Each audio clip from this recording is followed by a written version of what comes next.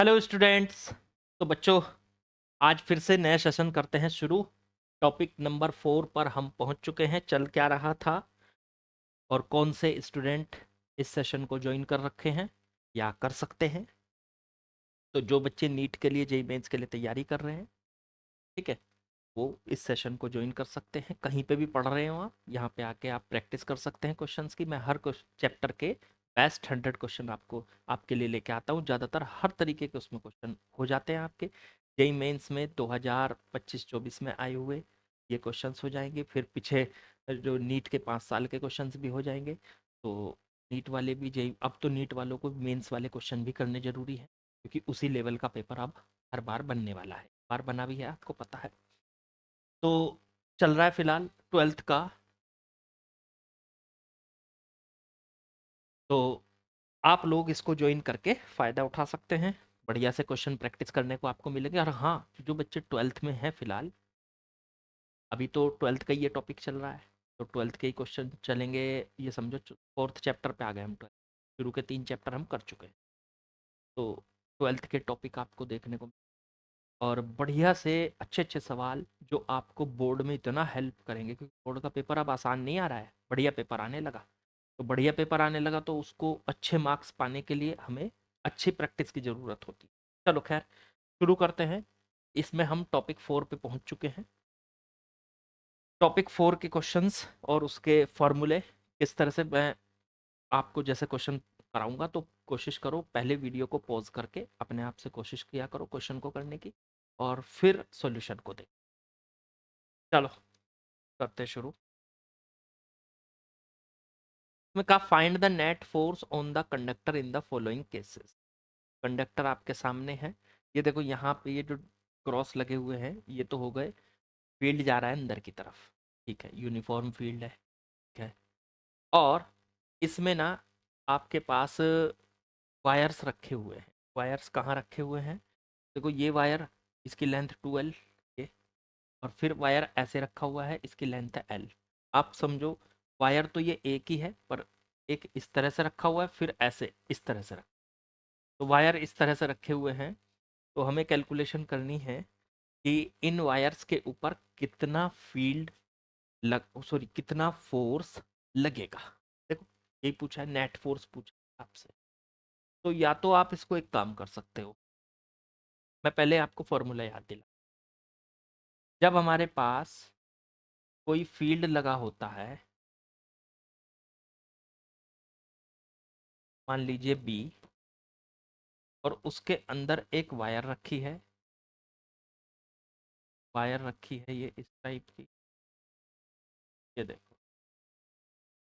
और इस वायर में करंट है, और इसकी लेंथ है L, की लेंथ है L, और इसमें इधर की साइड में करंट चल रहा है I, ठीक है। तो किसी भी वायर जिसमें करंट है, ध्यान देना, कोई भी वायर जिसमें करंट है, अगर उसको मैग्नेटिक फील्ड के अंदर रखा जाए तो उस पर फोर्स लगेगा। कितना लगेगा और किस डायरेक्शन में लगेगा, ये हमें पता होना। तो लगेगा कितना? तो F is equal to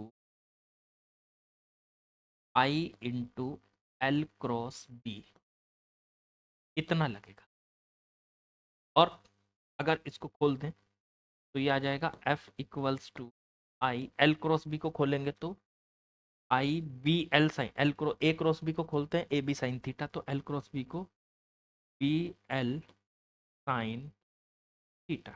theta क्या है? थीटा है एल के और बी के बीच में एंगल, मतलब वायर के और मैग्नेटिक फील्ड के बीच में, ठीक है। तो अब सोचो, अगर आप इस वायर में देखेंगे तो आप ना फोर्स की डायरेक्शन इस एल क्रॉस बी से निकाल सकते। आप इस वायर के ऊपर फोर्स लग रहा है, मैंने बता दिया। इस फोर्स की जो डायरेक्शन है कि किधर लगेगा, ये तो ऐसे रखी है, करंट ऐसे जा रहा है, ठीक है, पर इस पे फोर्स किस डायरेक्शन में, वो कैसे निकालो? तो उसके लिए तरीका सुनो। आपके फॉर्मूले में आ रहा है एल क्रॉस बी, बस इस एल क्रॉस बी से आप फोर्स की डायरेक्शन निकाल सकते। एल वेक्टर डिसाइड करो पहले। तो देखो, ये वायर ऐसे रखी हुई, करंट ऐसे जा रहा है, तो करंट की डायरेक्शन में हमेशा एल वेक्टर होता है, तो एल वेक्टर हो गया। ऐसे ऐसे, ठीक है। बी किधर है? अंदर की तरफ। तो ये हो गया, देखो रुक जाओ, पेन से दिखाता हूँ। ये हो गया एल वेक्टर, ऐसे अंदर की तरफ बी, ये हो गया बी।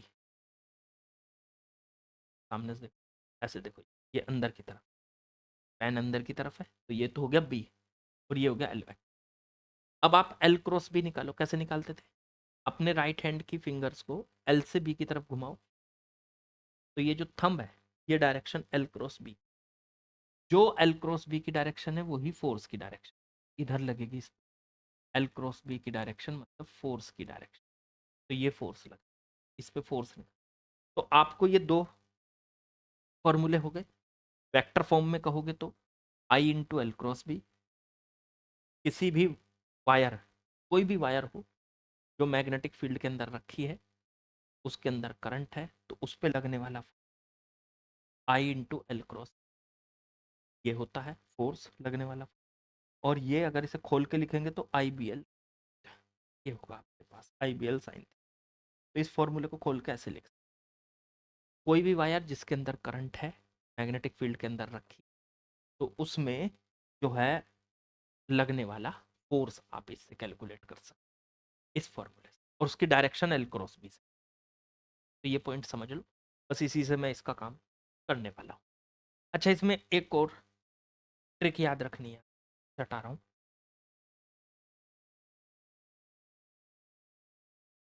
इसमें एक ट्रिक और याद रखनी है कि अगर जैसे फील्ड है ये ऐसे लगा हुआ, तरह से लगा हुआ, और वायर ऐसे टेढ़ी मेढ़ी रखी हो, तो टेढ़ी मेढ़ी वायर पे जब भी आपको सॉल्व करना हो, तो वायर को आप एंड पॉइंट्स को मिला दो। जैसे ये वायर है टेढ़ी मेढ़ी और ऐसे करंट जा रहा है, तो आप इस पे कैसे फोर्स निकालोगे? सीधी वायर पे तो चलो वो फॉर्मूला हो गया जो हमने अभी पढ़ा, टेढ़ी मेढ़ी वायर पे कैसे लगाए, क्योंकि वो फॉर्मूला तो सीधी वायर के लिए। इसका एक ट्रिक है, आप वायर के शुरू वाले पॉइंट या वायर के जो एंड्स हैं, ये वायर का एंड है, ये वायर का एंड, यहाँ से शुरू हुई वायर, यहाँ पे कह लो खत्म हुई वायर, तो इन एंड्स को मिला दो और बाकी सारा वायर का पोर्शन काट दो, ये हटा दो, बस। ये जो टेढ़ी मेढ़ी वायर थी इसे हटा दो और ऐसे सीधी कर सकते हो। और अब इसमें इधर करंट मान आई, और अब इस पे वो फॉर्मूला लगा सकते हो क्योंकि अब सीधी हो चुकी है। तो सीधी हो चुकी है तो उस पर फॉर्मूला आप लगा सकते हैं इजीली। ठीक है, समझ आया? तो ये पॉइंट हमारे काम आएगा, तो मैं बताऊंगा। वैसे आपने ये अपने कोचिंग में पढ़ा होगा, यहाँ मेरा काम थ्योरी पढ़ाने का नहीं है, प्रैक्टिस कराने का है। पर हाँ, मैं फॉर्मूले जरूर याद दिलाता हूँ ताकि आप कर सको। चलो पहला सवाल देखते हैं। इसमें वायर, पहले ही सवाल में टेढ़ी मेढ़ी वायर है, कैसे? ऐसे देखो, ये वायर यहाँ से पहले यहाँ गई, यहाँ एक वायर तो ये हो गई, यही वायर ऐसे होकर बैंड हो गई आगे, ऐसे ये हो गई। अब इस वायर में आपको निकालना है कि कितना फोर्स लगा। तो देखो, अगर वायर में अलग अलग फोर्स निकालोगे तो यहाँ से यहाँ तक की वायर का तो फोर्स अलग कर लो, ये वाला, ठीक है। और यहाँ से यहाँ तक की वायर का फोर्स अलग। तो पहले इस वायर पे फोर्स निकाल लो, इस वायर पे जो ये ऐसे रखी है। तो दो पार्ट में कर सकते हो आप सवाल को। लेंथ कितनी दे रखी है? 2L, ठीक है जी। और ये वाला एंगल दे रखा 37। चलो, अब हमारे से फोर्स पूछा इसका, इस पे लगने वाला फोर्स कैलकुलेट किया जाए। चलो करो। पहले तो किस डायरेक्शन में लगे? करंट इधर जा रहा है, करंट इधर, आई किस डायरेक्शन में लगेगा? तो फील्ड तो अंदर की तरफ है, अंदर की तरफ, करंट इधर जा रहा है, तो लेंथ इधर होगी एल, ये एल हो गया। जिधर मेरी फिंगर है ये तो एल की डायरेक्शन। जिधर करंट चलता है हमेशा वायर की लेंथ उसी डायरेक्शन में ली जाती है, तो वायर की लेंथ हो गई इस डायरेक्शन में, ठीक है।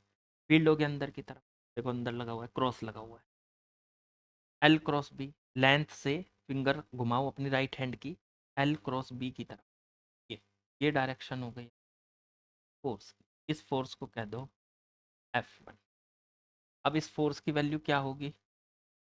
आई बी एल साइन थीटा, आई इसके अंदर का करंट, बी एल, एल हो गया 2L, और साइन थीटा, अगर साइन थीटा चेक करोगे तो थीटा देखो, वायर ऐसे रखी है, ये 37 को मत समझ लेना थीटा, गलती हो जाती है। वायर ऐसे रखी है, ऐसे, ये लेंथ है वायर की, और मैग्नेटिक फील्ड अंदर की तरफ है बी, ये रहा मैग्नेटिक फील्ड, ये लेंथ, देखो दोनों के बीच में 90, ऐसे फील्ड ऐसे अंदर जा रहा है, वायर ऐसे रखी, ये तो वर्टिकल से है इसका एंगल।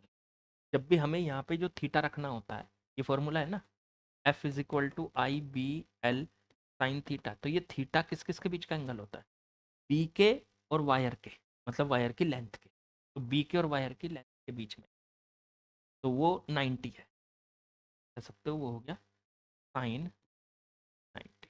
साइन 90 की वैल्यू कितनी, 1, तो ये सॉल्व करके आ गया 2I F1।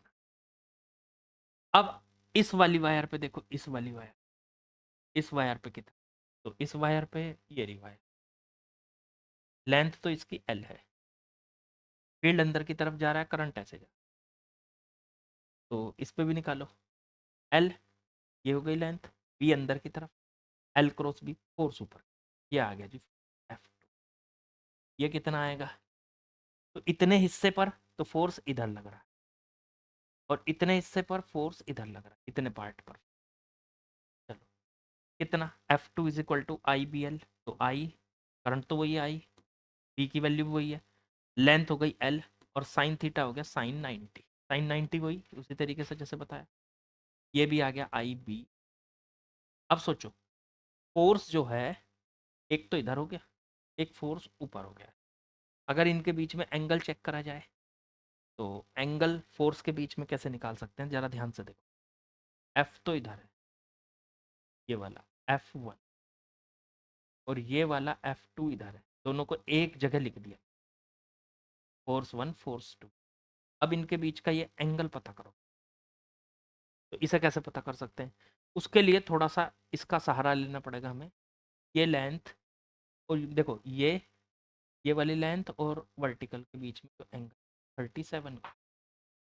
37 का एंगल, तो ये एंगल आपका, तो इसका यूज करके आप इसको कैलकुलेट कर सकते हैं। कैसे कैलकुलेट कर सकते हैं, देखो थोड़ा सा ज्योमेट्री का काम है, मैं इस F2 को उठा के यहाँ रख सकता हूँ, ये यहाँ आ जाएगा,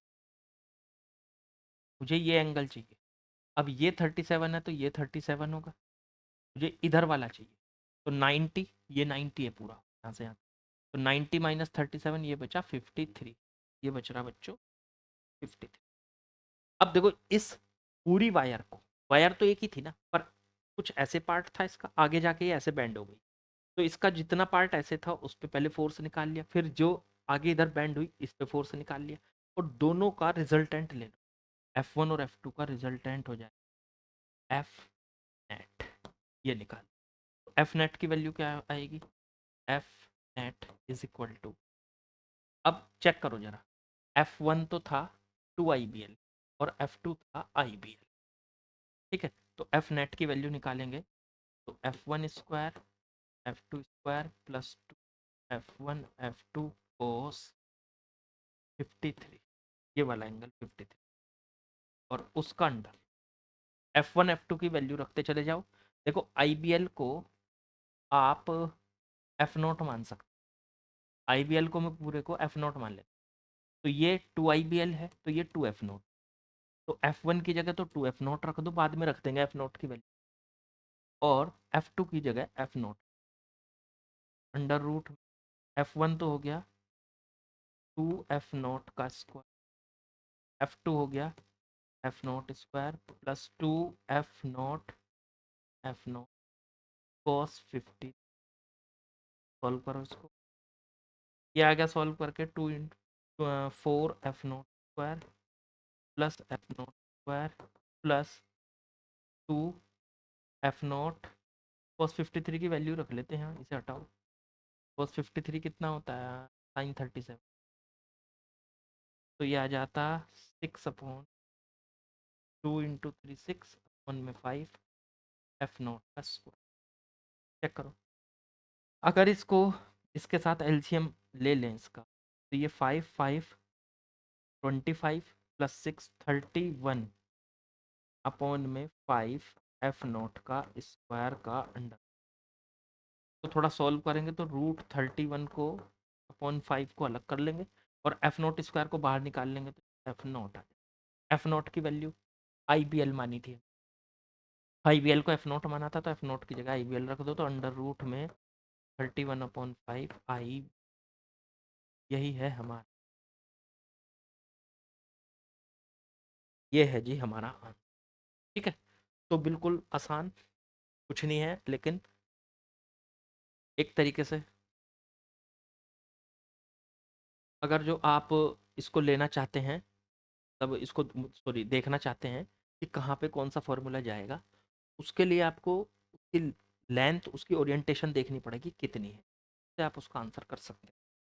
ठीक, अब अगले पार्ट पे आते हैं। देखो इसका बी पार्ट जो दे रखा है, अब इसका बी वाला पार्ट करते हैं बच्चों।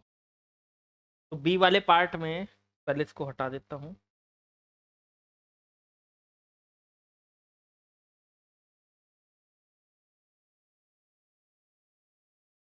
इसी टाइप से आपको सवाल मिलेंगे देखने को ना कुछ।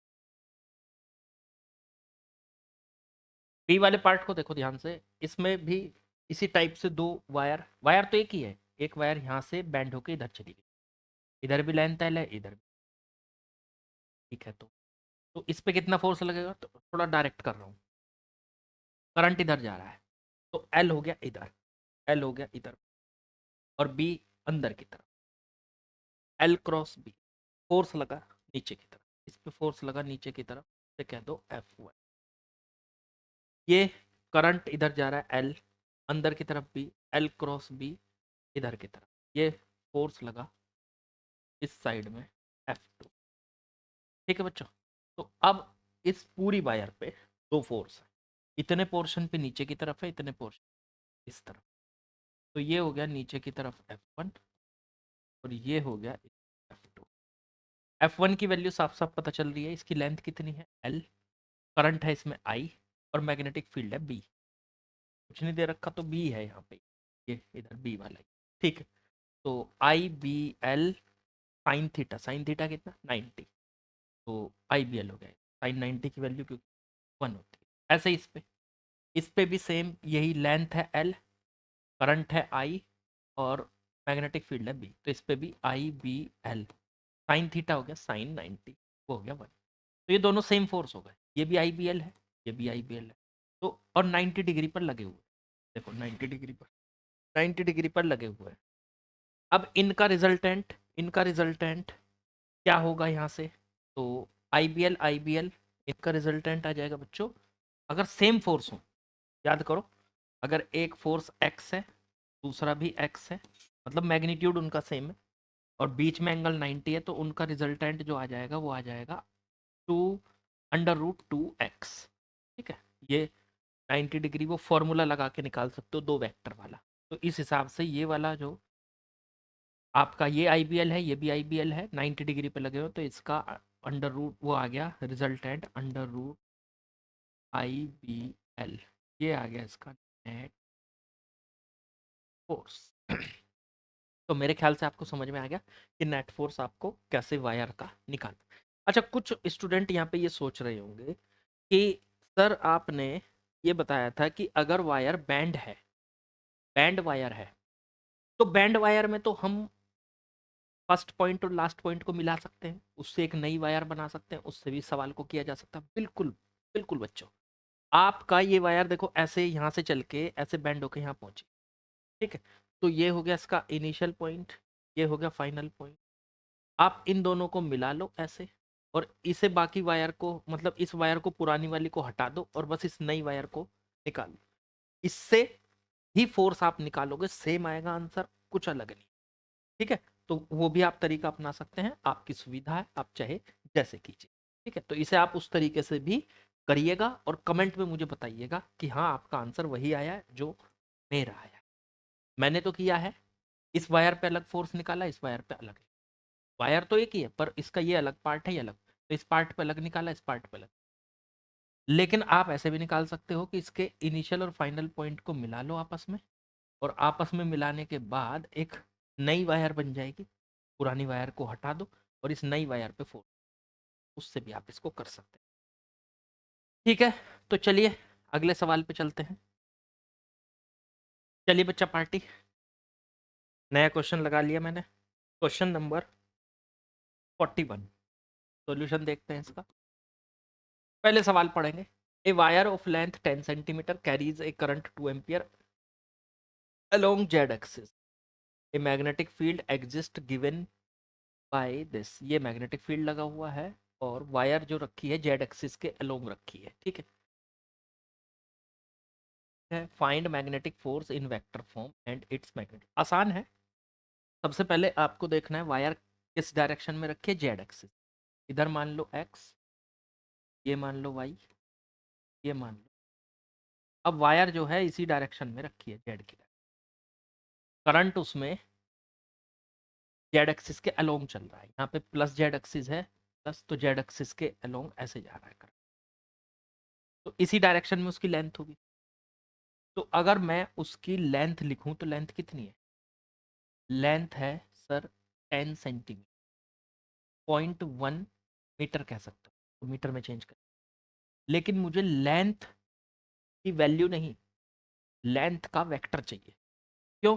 क्योंकि इन्होंने पूछा है फोर्स इन वेक्टर फॉर्म।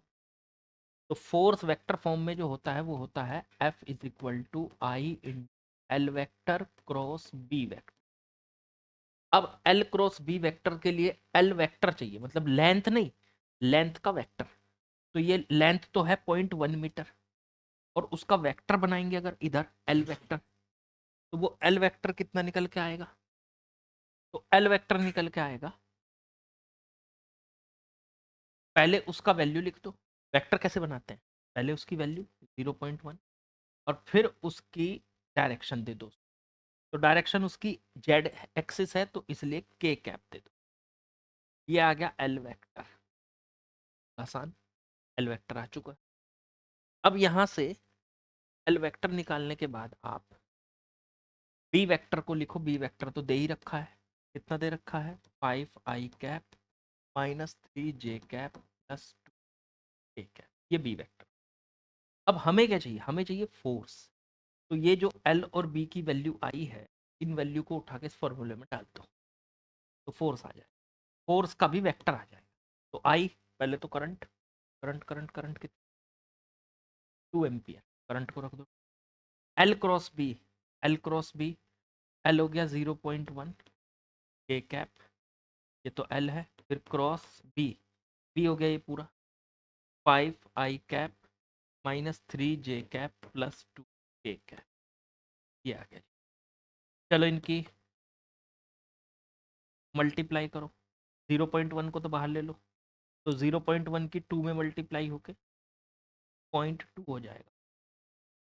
अंदर रह जाएगा के कैप, और के कैप का क्रॉस करना है 5i cap minus 3j cap plus 2k cap के साथ।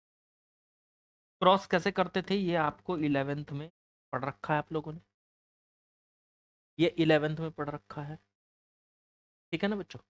अब 11th का पढ़ा हुआ याद भी है या नहीं, ये भी एक पॉइंट है। अब याद तो होगा, खैर ऐसी बात नहीं है याद नहीं होगा। सही चल रही है रिकॉर्डिंग? ठीक चल रही है। चलो फिर तो करो मल्टीप्लाई। अब इसमें जब के की क्रॉस प्रोडक्ट आई के साथ करेंगे, 5 को बाहर लिख लो, के क्रॉस आई हो जाएगा। फिर माइनस में 3 को बाहर रखो, के क्रॉस जे, के क्रॉस। फिर 2 को बाहर रखो तो के क्रॉस। अब सुनो, 0.2 के क्रॉस आई, के क्रॉस आई की वैल्यू क्या होती थी भाई? के बाद आई जे, के बाद फिर आई, तो के क्रॉस आई हो जाता था प्लस जे, तो प्लस जे। याद करना पड़ेगा ये आपको कि कैसे आया के क्रॉस आई। या फिर एक काम करो, मैं थोड़ा सा याद दिला दूं आपको। आई इधर होता था एक्स एक्सिस में, जे होता था वाई एक्सिस में, जे होता वाई एक्सिस, ये जे है, और के होता था जेड एक्सिस। ठीक है,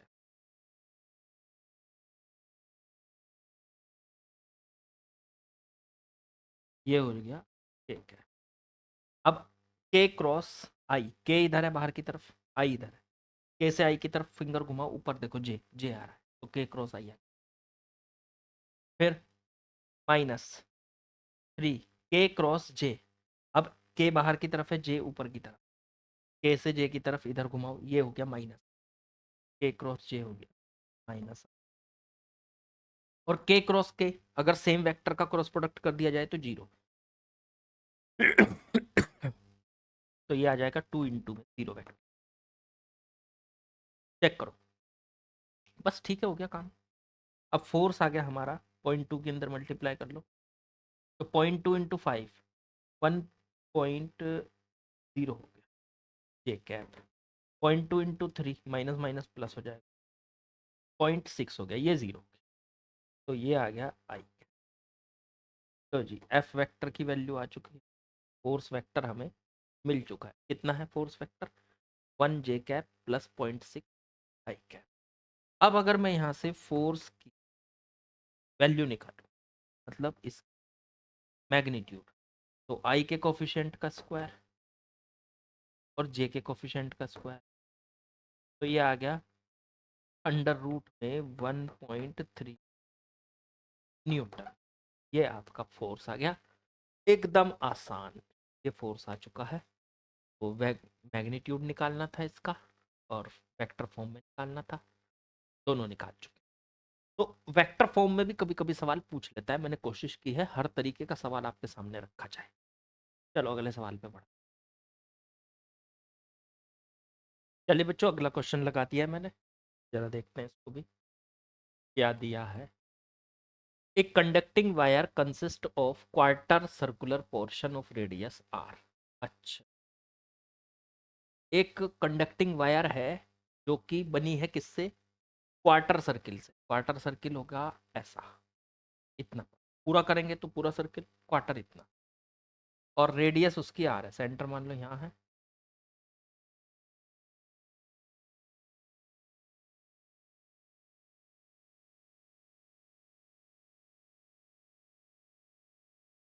सेंटर यहाँ, तो और करंट इसमें चल, आई क्वार्टर सर्किल है, ठीक है।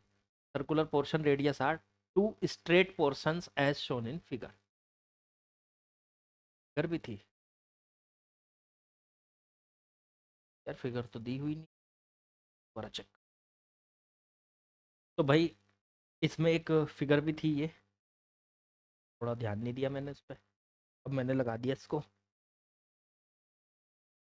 और इस तरीके का ये फिगर, तो अब इसको तो हटा ही दो। ये देखो क्वार्टर पोर्शन है वायर का, और इधर straight portion straight.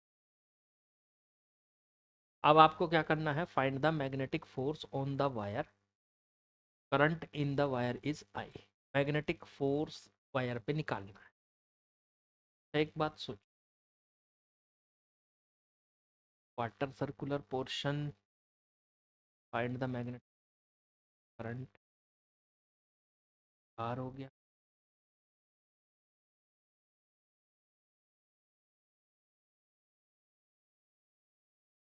Straight portion है। यार इनकी लेंथ तो दी नहीं यहाँ तक कितनी, क्योंकि इनफाइनाइट अगर हुई ये लेंथ,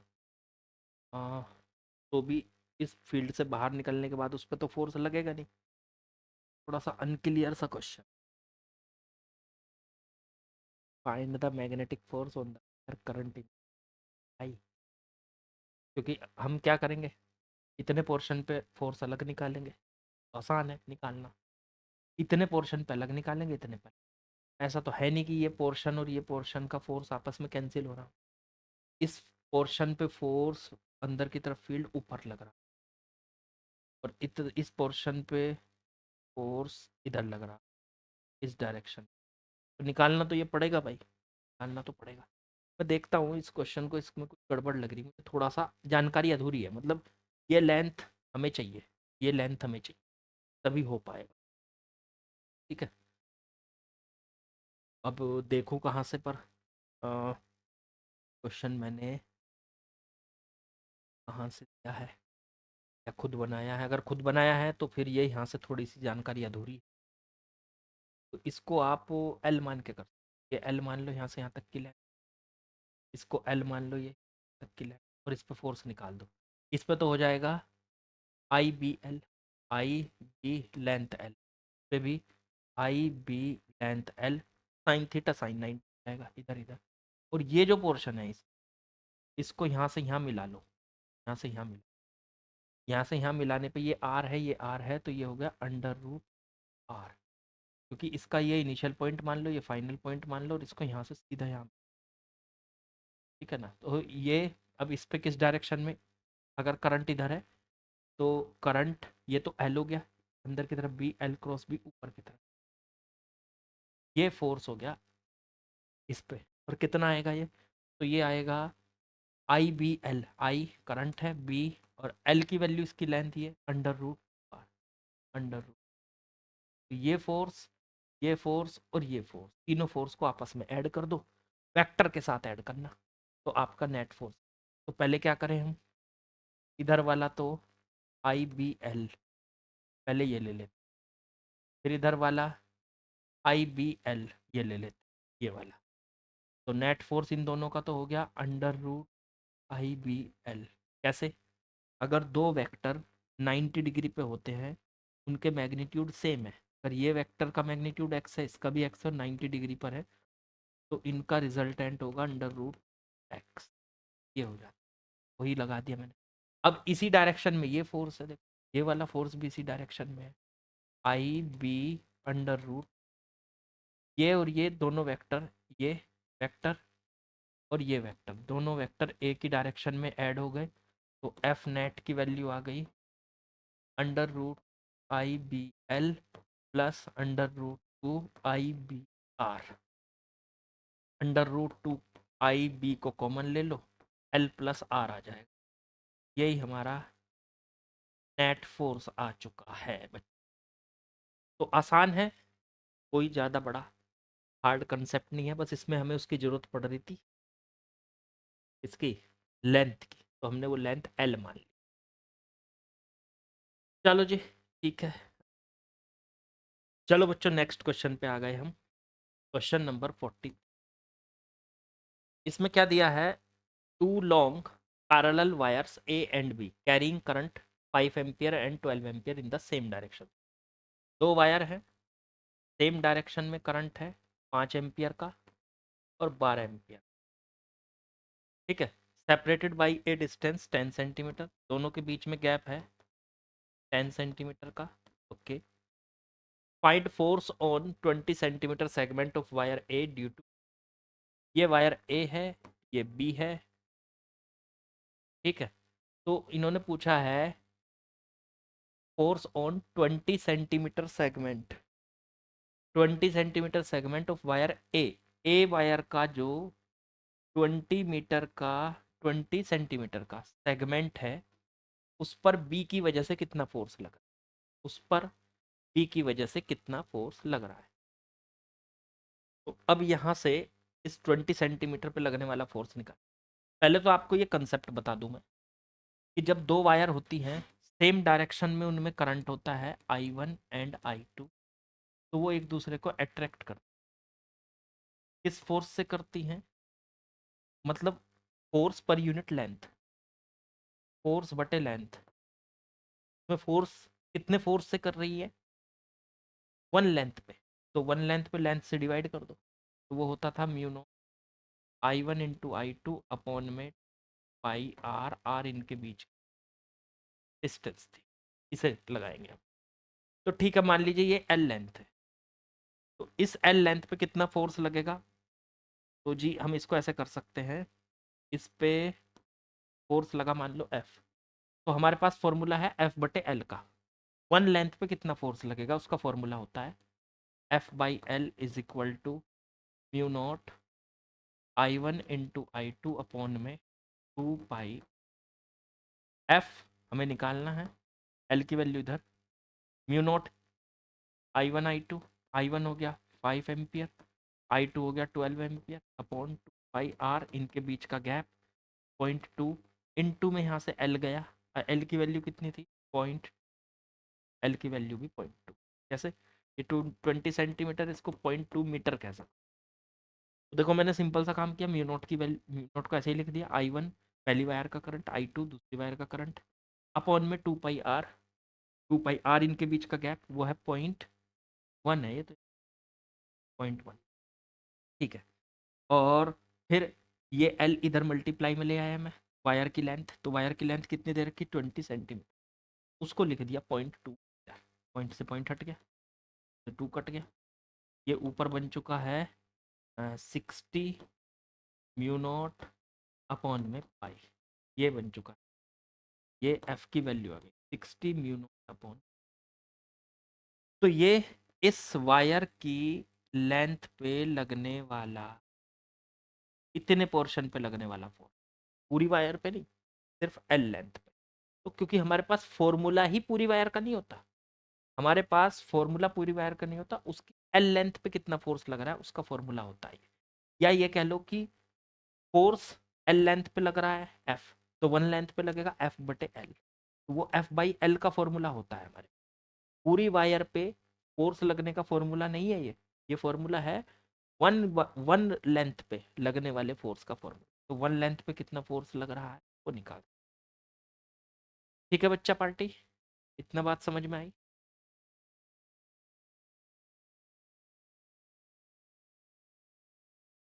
चलो अगले सवाल पे चलो। तो बच्चों आज की वीडियो करते हैं यहीं पे ख़त्म, थोड़ा सा मुझे आज काम है, थोड़ा जल्दी वीडियो को पॉज करना पड़ेगा, पॉज क्या बस कल करेंगे अब तो, ठीक है, कल करते हैं, बाकी आज का सेशन हम यहीं पे कंप्लीट करते हैं। तो लाइक कीजिए, शेयर कीजिए, सब्सक्राइब कीजिए, और बाकी आपको पता ही है क्या क्या करना है, कि लाइक वाइक करने में आप जो है बहुत पीछे हो, कमेंट तो करते ही नहीं हो, मैं भी कह कह के थक चुका हूँ, कहता रहूँगा भाई मेरी ड्यूटी। चलो कल मिलते हैं।